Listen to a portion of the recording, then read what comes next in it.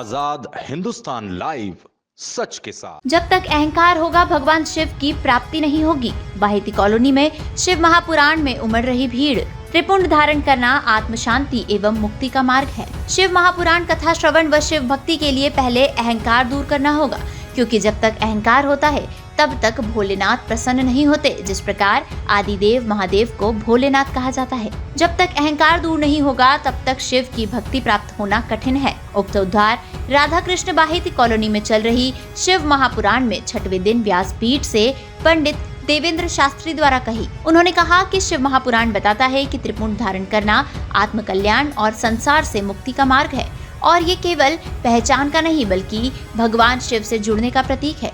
त्रिपुंड भगवान शिव का ही एक रूप है, जिसमें 3 रेखाएं त्रिदेव ब्रह्मा विष्णु महेश और त्रिगुणों सत्व रज और तम का प्रतीक है।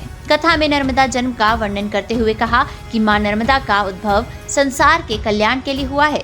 मां नर्मदा में स्नान करने मात्र से सारे पाप कट जाते हैं।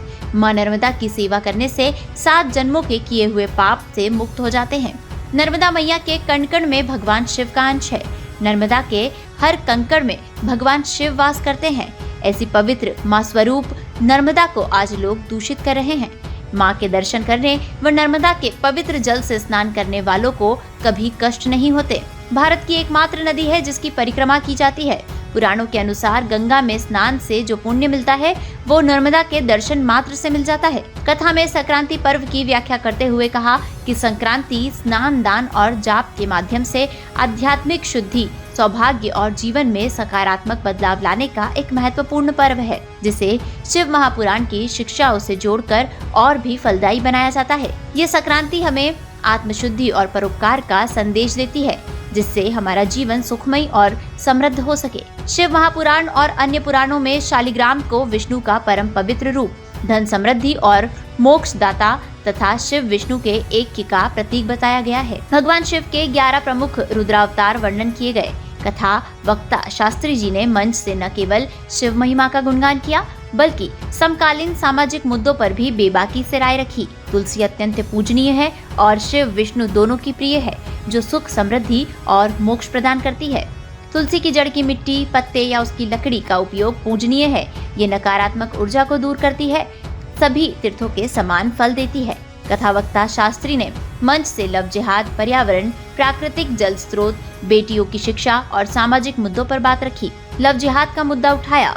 शास्त्री ने बेटियों को संबोधित करते हुए कहा कि दुनिया के लोग कहते हैं बेटा माँ बाप का तर्पण करे, माँ बाप का पिंडदान करे, तिलांजलि दे, तो माँ बाप तरते हैं।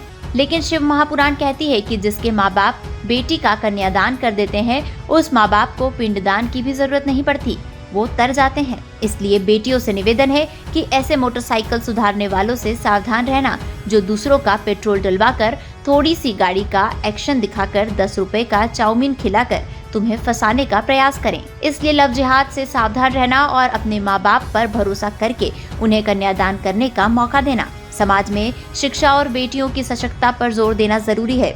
बेटों की तुलना में बेटियों को 2 गुना पढ़ाओ। बेटियों को इतना सक्षम बनाओ कि उन्हें किसी पर निर्भर न रहना पड़े।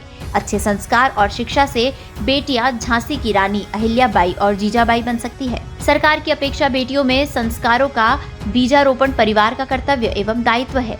अंत में आरती के साथ प्रसादी वितरण हुआ। इस दौरान 22 ब्राह्मण समाज अध्यक्ष पंडित देवेंद्र पाठक, पंडित दिनेश मोहरे, नगरपालिका अध्यक्ष सुनीता इंदर बिरला, नर्मदीय ब्राह्मण समाज पंडित संकल्प चौकड़े, अनिल गीते, लायंस क्लब अध्यक्ष कमल पटेल, पंडित सुधीर अत्रे, भाजपा जिला मंत्री अमित मंत्री, पार्षद एवं पवन इंगला, शुभम शर्मा, अमित अत्रे, राहुल सोनी, मयूर नामदेव सहित बड़ी संख्या में श्रद्धालुजन उपस्थित रहे।